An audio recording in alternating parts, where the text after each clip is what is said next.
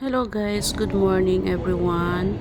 Andito tayo ngayon sa Hospital ng Malaysia, dito sa Serdang Hospital para dalahin ko yung aking alaga para sa kanyang follow-up check-up ng kanyang hips operation.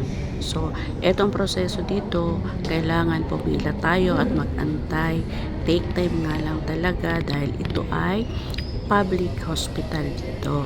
So, ayan. Kailangan pumila muna, magkuha ng number, and then, lilipat na naman tayo dito sa kabila para naman to sa pila para sa number naman na